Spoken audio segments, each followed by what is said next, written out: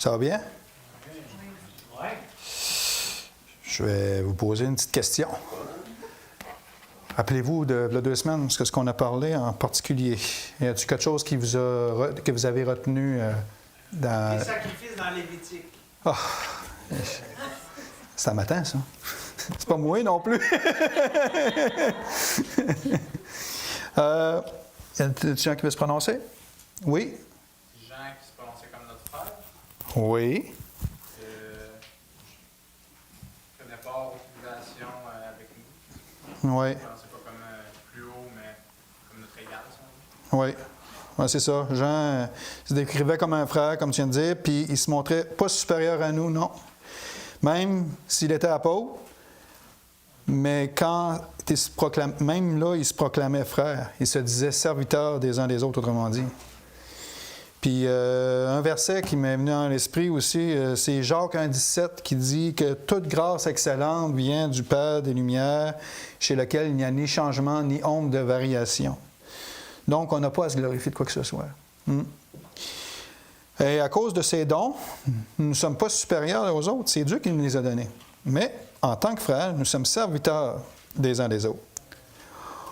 Aujourd'hui, nous allons voir Jésus-Christ dans la vision que Jean a eue. Toutes les caractéristiques de la description que Jean a eue dans sa vision. Nous allons lire ensemble le passage dans Apocalypse au chapitre 1, à partir du verset 9 jusqu'à la fin du chapitre. Puis je vais décortiquer verset par verset un petit peu plus loin, là, ceux-là qui partent à partir du verset 12 surtout, parce que la semaine passée, on a vu à partir du verset 9, mais on va revenir à partir du verset 12 pour aujourd'hui. Fait qu'on commence au verset 9 qui dit « Je connais ton affliction et ta pauvreté... non, c'est pas ça, excusez, ça c'est le chapitre 2.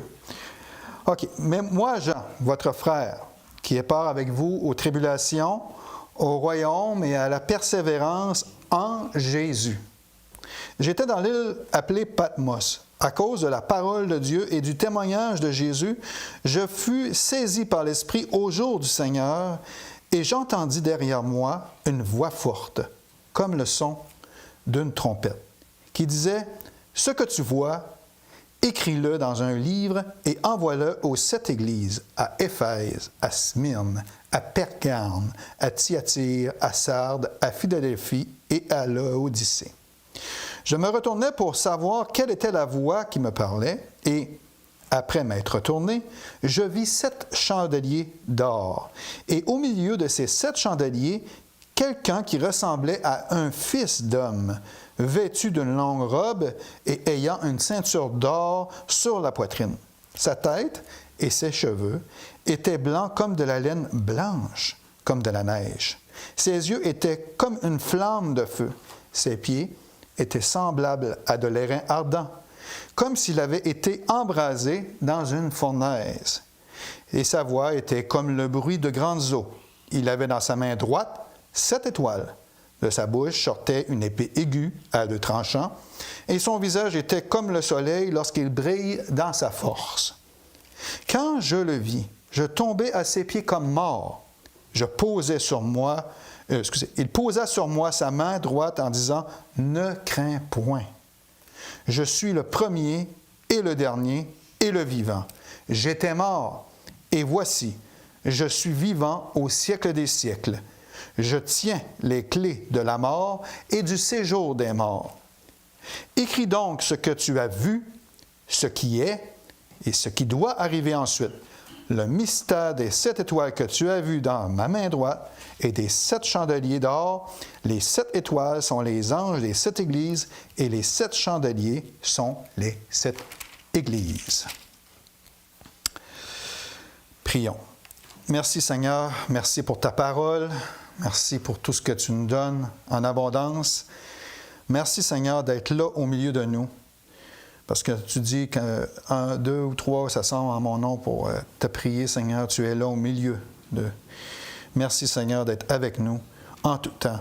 C'est vraiment un réconfort de savoir que tu es toujours là avec nous. Merci Seigneur. Puis bénis-nous. Bénis-nous cet après-midi. Ouvre-nous l'esprit Seigneur. Ouvre les yeux de notre entendement pour qu'on puisse saisir et comprendre tout ce que tu veux nous enseigner à travers ce livre merveilleux de l'Apocalypse dans ta parole. Au nom de Jésus, Amen. Jean reçoit des instructions spécifiques pour écrire tout ce qui lui a été montré et le distribuer aux églises mentionnées. Jean étant curieux, ce qu'il a fait, il s'est retourné pour savoir à qui appartenait cette voix. Et il voit ceci. Je me retournais pour connaître la voix, qui était la voix qui me parlait. Et ce qu'il a vu au milieu des 7 chandeliers, il a vu Jésus. Il nous donne la description de Jésus. Puis comme j'ai dit la dernière fois, à nulle part dans le Nouveau Testament, décrivent Jésus spécifiquement. Il y a juste dans ce livre-là, dans l'Apocalypse, que Jean a une révélation, puis il a décrit Jésus glorifié. Puis, fait que tous ceux-là qui se font des images taillées, puis des choses de Jésus, des images de Jésus là, avec les yeux bleus, puis toutes ces choses-là, là, c'est pas écrit dans la Bible, c'est pas spécifié dans le Nouveau Testament de cette façon-là. La seule place qui décrit vraiment Jésus, c'est Jésus glorifié. Puis il ne l'a pas, en tant qu'homme, il n'y a pas de description de lui qui a été révélée à ce moment-là. La première description qu'il nous donne est quelqu'un qui ressemblait à un fils d'homme. Ce titre est souvent cité dans les Évangiles, mais seulement 2 fois dans l'Apocalypse. Cela nous montre que même si Jésus est glorifié, il ressemblera toujours à un fils de l'homme, à un homme. Il sera reconnaissable par ceux qui ont marché avec lui et aussi par vous et par moi. Et nous aurons des corps ressuscités et glorifiés comme Jésus. D'ailleurs, Jean nous dit dans 1 Jean au chapitre 3, verset 2, « Bien-aimés, nous sommes maintenant enfants de Dieu, et ce que nous serons n'a pas encore été manifesté. Mais nous savons que lorsque cela sera manifesté, nous serons semblables à lui, parce que nous le verrons tel qu'il est. » Ce que je trouve fascinant aussi, c'est que lors de la transfiguration de Jésus sur la montagne, Pierre, Jacques et Jean ont reconnu Moïse et Élie. Ils ne l'ont jamais vu. Ils n'ont jamais vu. Ils étaient là pas mal avant qu'ils autres viennent au monde, là. Mais ils les ont reconnus. Ils ont juste entendu parler d'eux par les écrits. C'est tout, là. C'est ça. La deuxième description de Jésus au verset 13 qui dit « Vêtu d'une longue robe et ayant une ceinture d'or sur la poitrine ». Ceci est une description des vêtements portés par le souverain sacrificateur dans l'Ancien Testament. Le sacrificateur portait une bande autour de la poitrine et non autour de la taille. Un historien juif, Flavius Joseph, nous dit que cette bande représentait la majesté, la dignité de la fonction de souverain sacrificateur. Le souverain sacrificateur n'avait qu'un fil d'or tissé à la ceinture. Remarquez bien ça. Jésus, lui, la ceinture était toute en or. Pas seulement un fil d'or tissé à sa ceinture. Autrement dit, Jésus, c'est le souverain sacrificateur de Hébreux 7 qui nous explique. On va le lire ensemble. On va aller dans Hébreux au chapitre 7, à partir du verset 15.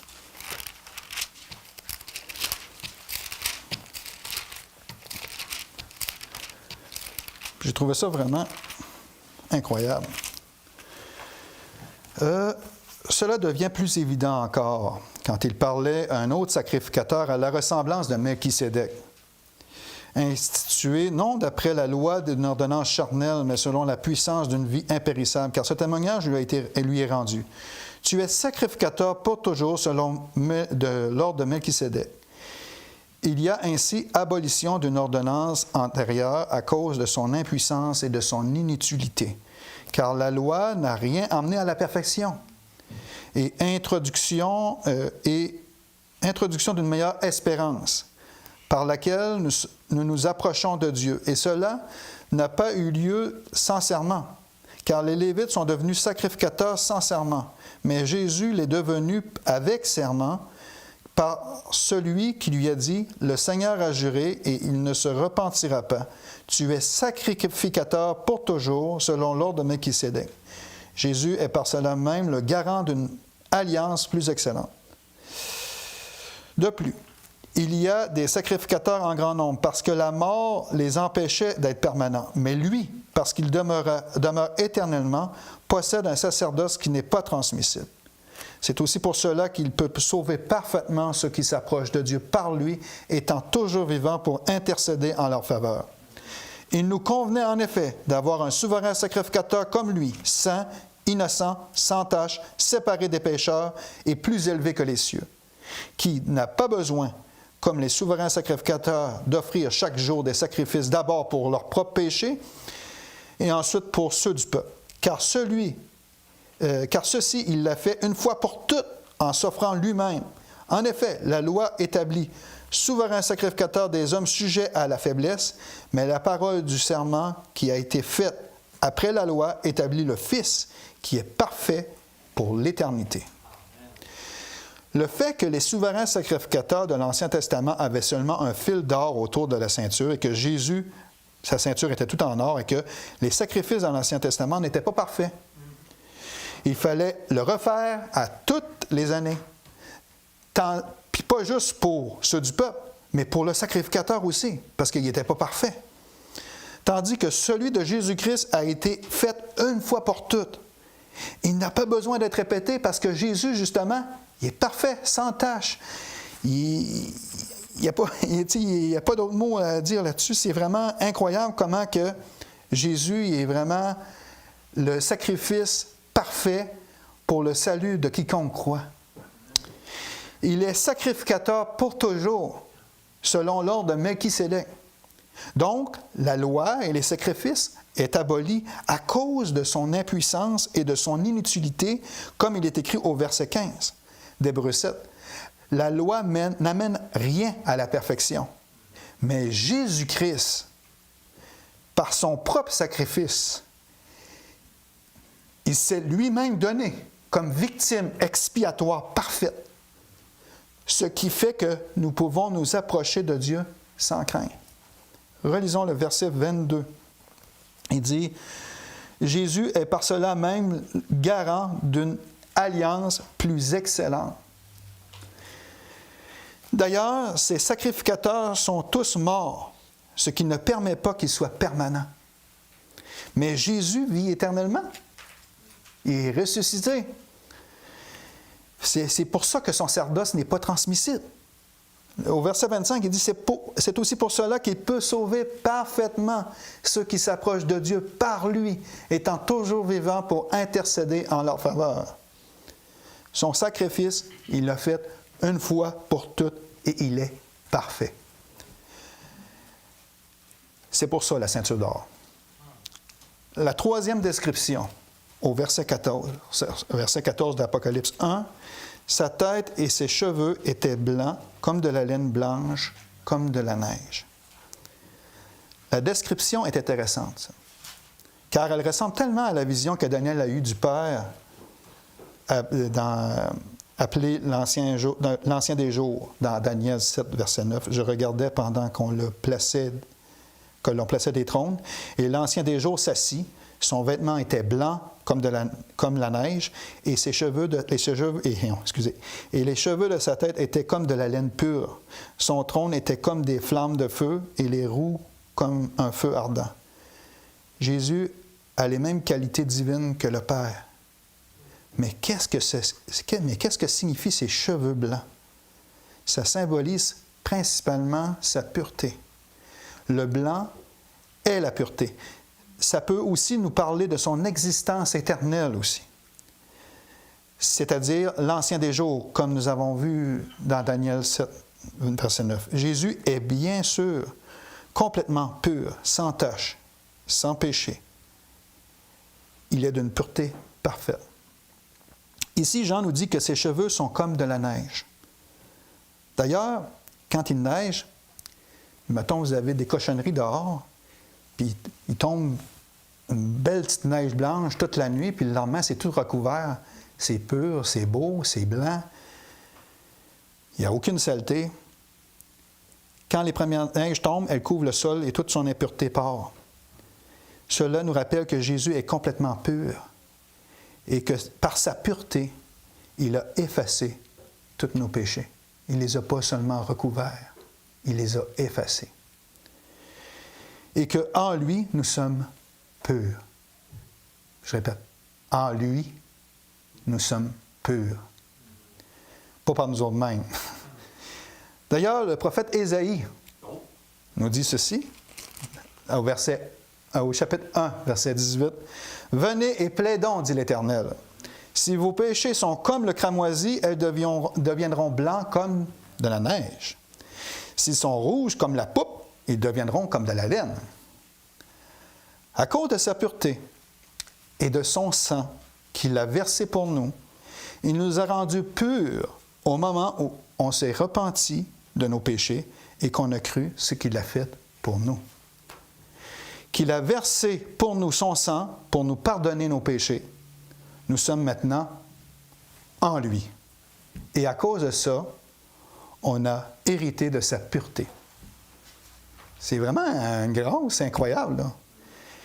C'est vraiment une source de joie de savoir que en lui, nous sommes purs, que nous sommes plus blancs que la neige.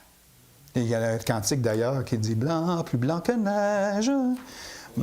Ça réfère à ça. Ça, Jésus nous rend purs. Rien d'autre. Comme il a dit un matin. Il n'y a rien d'autre qui peut nous rendre plus excellents que Jésus-Christ. Il n'y a rien d'autre que Jésus qui peut nous sauver aujourd'hui. Il n'y a rien de plus excellent que lui. C'est fantastique. Le quatrième titre qui est donné à Jésus sont ses yeux. Ses yeux qui étaient comme une flamme de feu, au verset 14. Cela nous parle de sa justice pénétrante.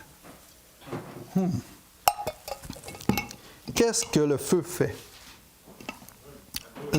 Le feu a une fonction de purifier.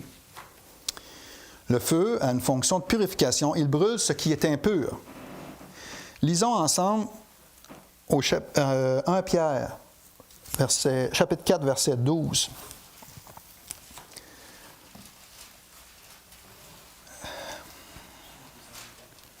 Oui. Pierre il en parle aussi de ça. Par rapport au feu. Hein. Bien-aimés, ne soyez pas surpris comme d'une chose étrange qui vous arrive, de la fournaise qui est au milieu de vous, pour vous éprouver. Oui, par le feu qui est dans la fournaise de l'épreuve, sert à nous transformer, à nous modeler, à nous rendre semblables à l'image de son Fils. Puis un autre passage aussi, on n'ira pas le voir, mais dans Jérémie, là, il parle du potier aussi. Puis, tu sais, quand il me fait le vase, puis tout ça, puis le moule, puis tout ça, qu'est-ce qu'il fait après? Il le fait passer à travers le feu. Puis, ça fait un vase qui est solide, inébranlable. Bien, c'est ce que Christ veut faire avec nous, justement, par le feu de l'épreuve. Puis des fois, c'est dur. Des fois, c'est difficile. Mais c'est bon. C'est bon.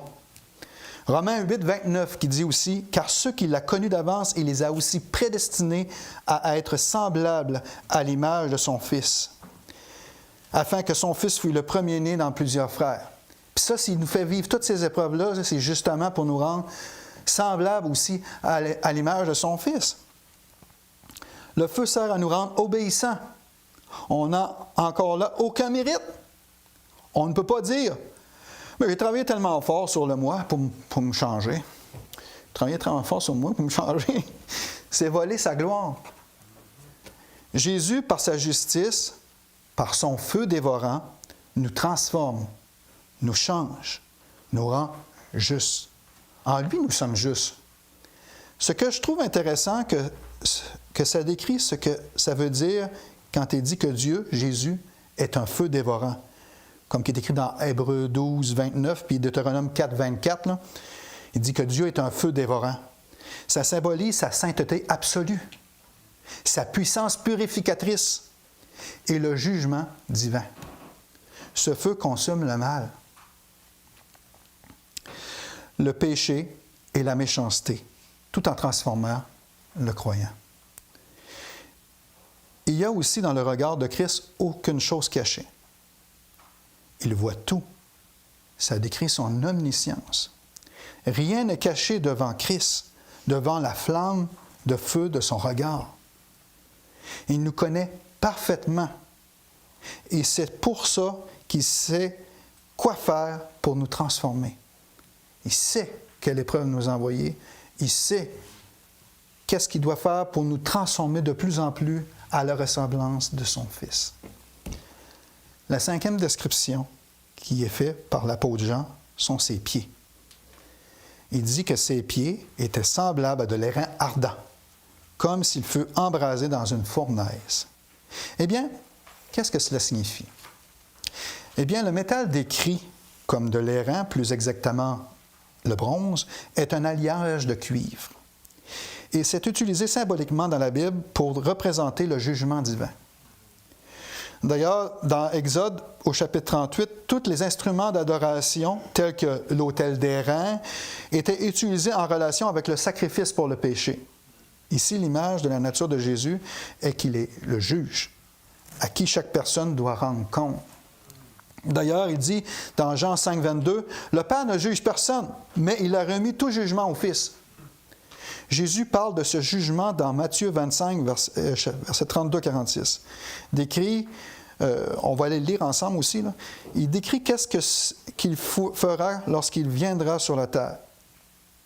Séparant les gens, les brebis à sa droite pour la récompense éternelle et les boucs à sa gauche pour le jugement éternel. On va aller le lire. C'est dans Matthieu 25. Je trouve vraiment intéressant ce passage-là. 32 à 46. On va commencer de verset 31. Ouais. Lorsque le Fils de l'homme viendra dans sa gloire avec tous les anges et s'assiera sur le trône de sa gloire, toutes les nations seront assemblées devant lui. Il séparera les uns d'avec les autres, comme le berger sépare les brebis d'avec les boucs. Et il mettra les brebis à sa droite et les boucs à sa gauche. Alors le roi dira à ceux qui seront à sa droite, « Venez, vous qui êtes bénis de mon Père, prenez possession du royaume qui vous a été préparé dès la fondation du monde. Car j'ai eu faim, et vous m'avez donné à manger. J'ai eu soif, et vous m'avez donné à boire. J'étais étranger, et vous m'avez recueilli. J'étais nu, et vous m'avez vêtu. J'étais malade, et vous m'avez rendu visite. J'étais en prison, et vous êtes venus vers moi. » Les justes lui répondront, « Seigneur, quand nous t'avons-nous vu avoir faim, avoir soif, et nous t'avons donné à boire et à manger? Quand nous t'avons-nous vu étranger et t'avons recueilli, ou nu et t'avons-nous vêtu? Quand t'avons-nous vu malade et en prison, et sommes-nous allés vers toi? » Et le roi leur répondra, « Je vous l'ai dit en vérité, toutes les fois que vous n'avez pas fait ces choses à l'un de mes... » Non.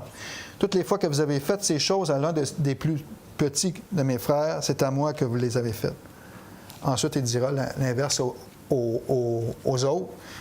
Puis au verset 45, il dit, il leur répondra, « Je vous l'ai dit en vérité, toutes les fois que vous n'avez pas fait ces choses à l'un de ces plus petits, c'est à moi que vous ne les avez pas faites. Et ceux-ci iront au châtiment éternel, mais les justes iront à la vie éternelle. »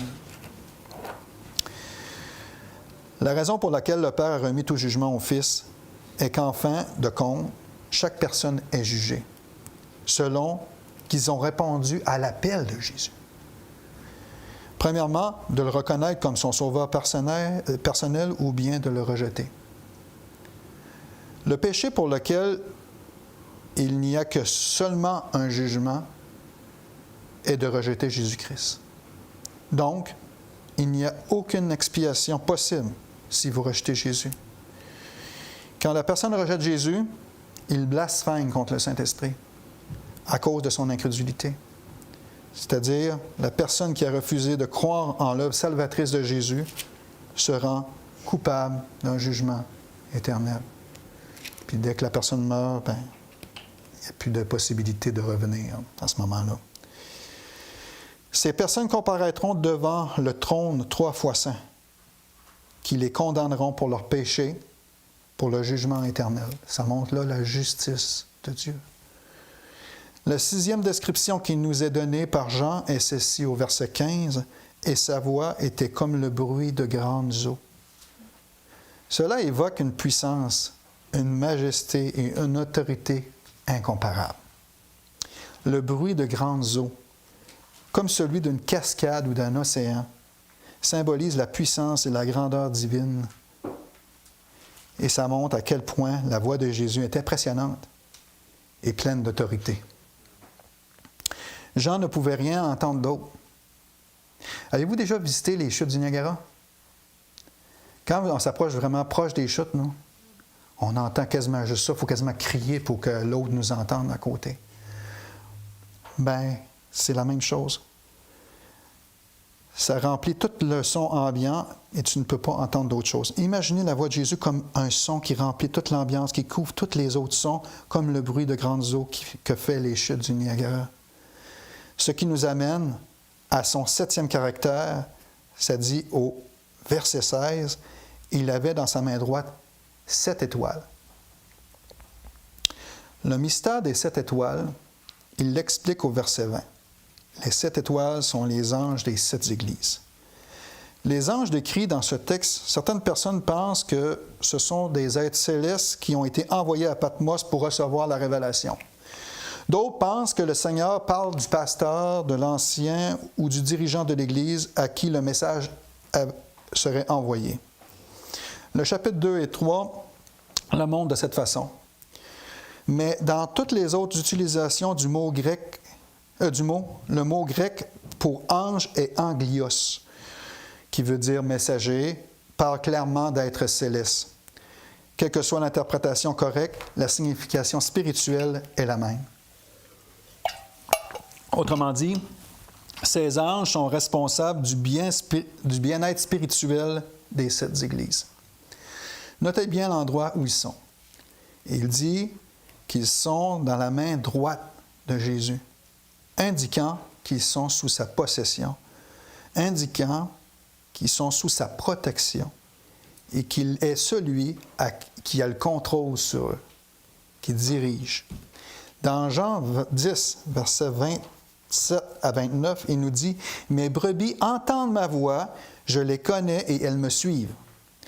Je leur donne la vie éternelle et elles ne périront jamais, et personne ne les ravira de ma main. Mon Père qui me les a donnés est plus grand que tous, et personne ne peut les ravir de la main de mon Père. » Donc, sa main est la protection divine. Lorsque nous sommes sauvés, nous sommes dans la main du Seigneur, la main protectrice du Seigneur Jésus-Christ. N'est-ce pas rassurant? Et les anges en question sont les serviteurs oints pour faire sa volonté dans son Église. Le Jésus l'on vient de décrire ici, le Dieu qui est mort pour toi sur la croix du Calvaire, c'est le Dieu qui vit éternellement pour intercéder en votre faveur auprès du Père. C'est vraiment rassurant. Il y a une 8e description au verset 16. Il dit « De sa bouche sortait une épée aiguë à 2 tranchants. » Évidemment, c'est symbolique. La plupart d'entre nous sait à quoi que ça réfère. À quel autre verset dans la Bible que ça nous réfère? Oui. Oui, Hébreux 4.12. Car la parole de Dieu est vivante et efficace, plus tranchante qu'une épée quelconque à 2 tranchants, pénétrante jusqu'à partager âme et esprit, jointure et moelle, elle juge les sentiments et les pensées du cœur. C'est drôle, hein? C'est pas le même mot grec. Hein? On va commencer par celui-là de Hébreux 4.12. Hein? Le mot grec utilisé ici pour épée est makera, qui désigne une épée courte, un poignard, une arme tranchante, utilisée de près. Pas une grande épée de guerre, là, mais une arme précise, intime, efficace. Au sens biblique du terme, c'est une arme qui ne frappe pas par hasard, mais qui pénètre, tranche avec exactitude. L'expression complète de maera est makera distomos. Di veut dire deux, stoma veut dire bouche. Littéralement, à deux bouches. C'est une image très forte pour dire à deux tranchants. Son sens profond est ce qui coupe des deux côtés, ce qui agit sans échappatoire, ce qui est totalement pénétrant. L'application qu'on peut faire à partir d'Hébreux 4.12 est que la parole discerne pensée, intention du cœur, sépare âme et esprit, atteint l'intérieur, pas juste l'extérieur. Ce n'est pas une parole qui flatte, mais une parole qui révèle. Ouais. Dans Apocalypse 1, au verset 16, le mot grec est rhomphaia, qui est l'épée qui sort de sa bouche. C'est la parole de Christ. C'est une épée longue, une grande épée. C'est une arme de guerre souvent associée au jugement et à la destruction. Elle symbolise le jugement, l'autorité divine, et elle est la vérité qui tranche. Contrairement à Machaira, qui est l'épée courte et précise, elle évoque une autorité royale et judiciaire. C'est la parole qui juge et domine. Christ est représenté comme roi et juge, pas seulement comme un enseignant. Jésus ne combat pas avec les mains, mais avec sa parole. Puis ça me rappelle quand on va revenir sur les chevals blancs, là, à la fin, là, avec Jésus en avant de nous autres, là, puis qui va souffler par sa parole sur la bête, puis le faux prophète, puis ils vont être envoyés directement dans le lac de feu. Puis il n'y aura pas utilisé ses mains ou autre chose. Hein. Puis nous autres, on ne fera pas grand-chose. Je ne pense pas qu'on fasse de quoi en arrière, nous autres. Là. C'est encore lui qui fait tout. C'est drôle. Bon, c'est symbolique. Cette épée représente le jugement divin pour ceux qui ne veulent pas se repentir. D'ailleurs, il est dit au chapitre 19, verset 15 d'Apocalypse, « De sa bouche sortait une épée aiguë pour frapper les nations. » Donc, c'est un symbole de jugement. Et enfin, Jean termine cette description ici en disant, « Et son visage était comme le soleil lorsqu'il brillait dans sa force. » Avez-vous déjà essayé de regarder le soleil dans toute sa force? C'est difficile, hein? Mais la gloire de Jésus-Christ est encore plus rayonnante que ça. Cela communique la gloire lumineuse de Christ, la gloire de la Shekinah, autour de l'arche de l'Alliance. C'est la lumière qui aveuglait qui aveuglait Saul sur le chemin de Damas. C'est cette lumière qui révèle notre péché. C'est cette lumière qui révèle ce qui est caché dans les ténèbres. Le Seigneur a dit qu'ils ont préféré les ténèbres qu'à la lumière parce qu'ils ne veulent pas que leur péché soit révélé.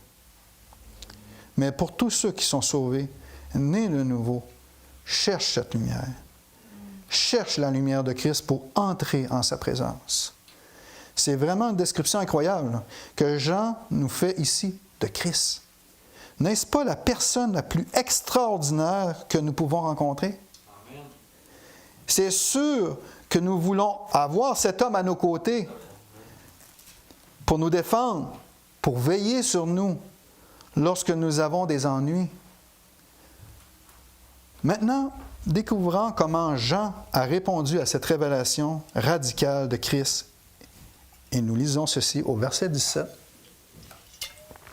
Quand je le vis, je tombais à ses pieds comme mort. Eh bien, Jean qui avait l'habitude de poser sa tête sur la poitrine de Jésus, on voyait que c'est un des disciples qui était plus proche de Jésus. Même que Jean, il se décrivait dans l'évangile de Jean, et jamais qu'il disait que c'était lui, mais il disait celui que Jésus aimait. Là. Et Jean avait vraiment tout un privilège de pouvoir poser sa tête sur Jésus. Jean, un des amis les plus proches de Jésus. Jean qui, maintenant, quand il voit Jésus dans toute sa gloire, il ne peut que faire autre chose que de tomber comme mort, tomber sur sa face. Et ceci nous montre une chose. Ça nous montre la même chose pour tous les saints qui nous montrent la gloire de Dieu dans leur vision. Je pense aussi à Abraham. Dans Genèse 17.3, il nous dit qu'Abraham tomba sur sa face et Dieu lui parla. Le père de Samson, Monarque, je ne sais pas si le Manoach. Lui aussi est tombé sur sa face. Puis il a eu même peur pour sa mort parce qu'il avait vu l'ange de l'Éternel. Il capotait, là. Et Ézéchiel aussi, Daniel et plusieurs autres. Le fait que sa gloire est tellement rayonnante que l'on ne peut pas faire autrement que de s'agenouiller devant lui. Oui, comme il est dit dans Philippiens, que tout genou fléchira devant lui. Et Jésus lui répondit au verset 17 à 18, il posa sur moi sa main droite en disant, « Ne crains point. Je suis le premier et le dernier et le vivant. J'étais mort. Et voici, je suis vivant au siècle des siècles.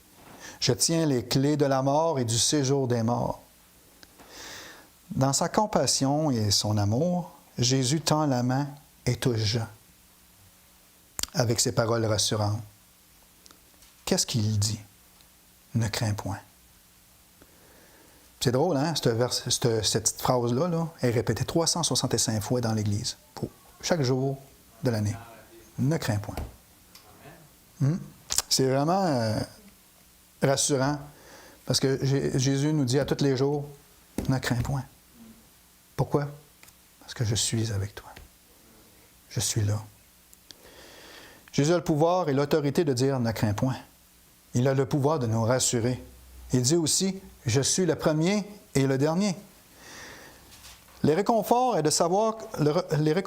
c'est de savoir que Jésus est Dieu et qu'il a toujours été et qu'il est notre source de réconfort. Et que rien ne peut nous arriver sans sa permission. Le titre, le premier et le dernier, seul Dieu peut se l'attribuer. C'est une référence à son existence éternelle. Dieu dit à Jean, « Je suis Yahweh ». Donc, il est le seul qui peut rassurer Jean. Donc, Jésus est Dieu. Et seul Dieu peut enlever nos craintes. Il dit aussi qu'il a été mort et qu'il est vivant au siècle des siècles. Notre plus grand réconfort est de savoir que Jésus a vaincu la mort. Il dit aussi au verset 18, « Je tiens les clés de la mort et du séjour des morts. » Le mot grec utilisé ici pour séjour des morts est « hadès ». Le mot « hadès » est traduit dans d'autres traductions, comme la King James, la Martin, la Sterval, une couple d'autres aussi. Là, ils la traduisent comme « enfer ». Et c'est le séjour des morts, ça se trouve être l'enfer. C'est l'état intermédiaire après la mort physique. Ce n'est pas le lac de feu. L'état éternel qui vient après le jugement, le lac de feu. Le séjour des morts est un état temporaire, car à la fin de l'Apocalypse, il est écrit que l'enfer sera jeté dans le lac de feu dans Apocalypse 20, 14. Ceux qui ont mis leur foi en Jésus n'ont rien à craindre là-dedans, car on va rentrer dans la vie avec lui. Ce qui nous amène au verset 19. Écris donc les choses que tu as vues, et celles qui sont, et celles qui doivent arriver après elles. Moi, je vous conseille de souligner ce verset-là, parce qu'il est vraiment important et crucial pour le livre de l'Apocalypse, parce que c'est là que Jésus nous révèle la façon d'interpréter ce livre. 1. Ce que tu as vu, qui est la vision glorifiée de Jésus, de Christ. Apocalypse chapitre 1. Jésus ressuscité, glorieux, souverain, l'épée sortant de sa bouche, qui est la fondation, qui parle, Christ, Seigneur et juge. 2. Ce qui est. La situation présente les églises qui est dans Apocalypse 2 et 3. Les 7 églises d'Asie, état spirituel réel, fidélité, compromis, persécution.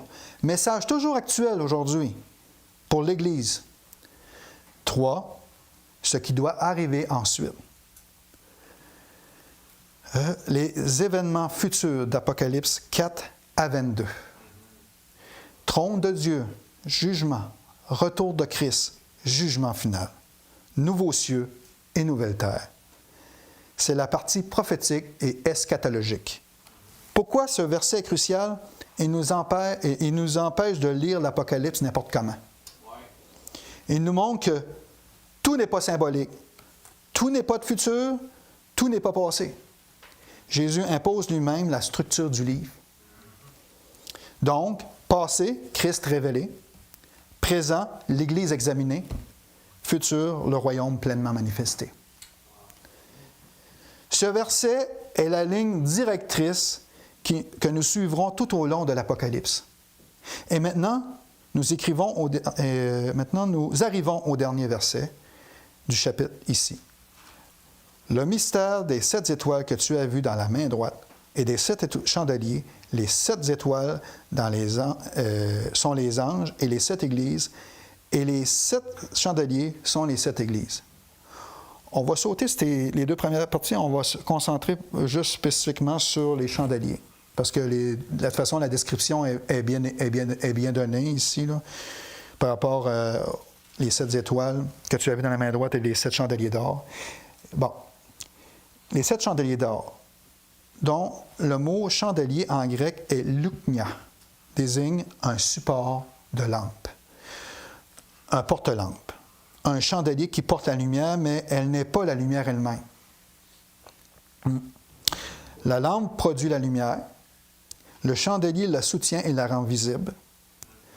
Le sens spirituel dans ce verset est que les églises ne sont pas la lumière. Elles n'inventent pas la lumière, mais elles portent la lumière de Christ dans le monde. Sans la lampe, le chandelier est inutile. Sans Christ, le chrétien est inutile. Sans le chandelier, la lumière n'éclaire pas autour. Christ a besoin Christ est en nous, puis c'est lui qui sert de nous pour pouvoir diffuser cette lumière-là. Dans l'Ancien Testament, il y a une allusion directe au chandelier du tabernacle dans Exode 25. Une seule lumière, plusieurs branches, c'est-à-dire un seul Christ et plusieurs églises. Donc, l'Uknia est un support de la lumière. L'Église est la porteuse et non la source. Christ marche au milieu des chandeliers, il observe, soutient et corrige. Avec tout ce que l'on vient de voir jusqu'à présent, je veux lancer un appel. Premièrement, pour ceux qui ne sont pas sauvés, qui n'ont pas accepté Christ, qui ne sont pas nés de nouveau dans leur vie, le besoin est là. Puis Jésus ne veut pas agir comme il ne veut pas exercer un jugement pénible pour ces gens-là. Il veut qu'ils viennent à lui, tout simplement. Qu'ils acceptent son sacrifice qu'il a fait, justement, qu'on a parlé tantôt, sur la croix. Il est mort, il est ressuscité pour nous donner la vie éternelle. Puis cette vie-là, on peut l'avoir seulement qu'en lui, comme j'ai dit. Fait que le seul moyen, c'est que vous venez à Christ, puis que vous repentez sincèrement de vos péchés, puis que vous vous tournez vers lui. Parce qu'il dit, dans Romains 19, si tu confesses de ta bouche le Seigneur Jésus, et si tu crois dans ton cœur que Dieu l'a ressuscité des morts, tu seras sauvé. C'est pas peut-être, là. C'est une promesse. Tu seras sauvé. Puis le verset suivant, il dit, car c'est en confessant de la bouche qu'on parvient au salut, puis c'est en croyant du cœur qu'on... En tout cas, je vais aller le lire parce que je ne me rappelle plus exactement, mais en croyant du cœur qu'on parvient à la justice, c'est en confessant de la bouche qu'on parvient au salut, selon ce que dit l'Écriture, c'est ça. Fait que, n'attendez pas. Parce que, tu sais, je ne veux pas vous tordre un bras ou quoi que ce soit, mais le besoin est quand même urgent. Puis, vous avez besoin de Jésus. Puis, on a tous besoin de Jésus. Moi aussi, j'ai besoin de Jésus. Même si je suis né de nouveau, je ne suis pas meilleur que Pierre, Jean, Jacques. Là. Tu sais, on a besoin de Jésus. Puis, c'est seul lui qui peut nous donner sa place avec lui dans la vie éternelle. Puis il dit dans Jean 14, il dit, « Je m'en vais vous préparer une place. » Puis là, c'est une promesse. Tu sais, Jésus nous prépare une place auprès de lui, dans son royaume. Puis c'est vraiment fantastique. Puis pour nous, les croyants, on peut glorifier Dieu aujourd'hui pour cette belle c'est cette grâce que Dieu nous a faite par son salut, par sa justice, puis son amour. Il a satisfait sa justice et son amour en mourant pour nous sur la croix du Calvaire. Puis, je remercie le Seigneur aujourd'hui. Merci, mon Dieu, pour cette opportunité que tu nous donnes aujourd'hui de pouvoir partager ton évangile, de pouvoir partager ta parole, de pouvoir montrer toute ta grandeur à travers ce livre fantastique, ce livre de l'Apocalypse, qui montre vraiment qui tu es, Seigneur Jésus. Tu es un Dieu rempli d'amour pour nous, mais en même temps un juste juge. Puis, je te prie, Seigneur, de venir bénir ta parole dans nos cœurs, puis que ça puisse fructifier et porter du fruit en abondance. Et c'est dans ton beau nom, Seigneur Jésus, que je te prie. Amen.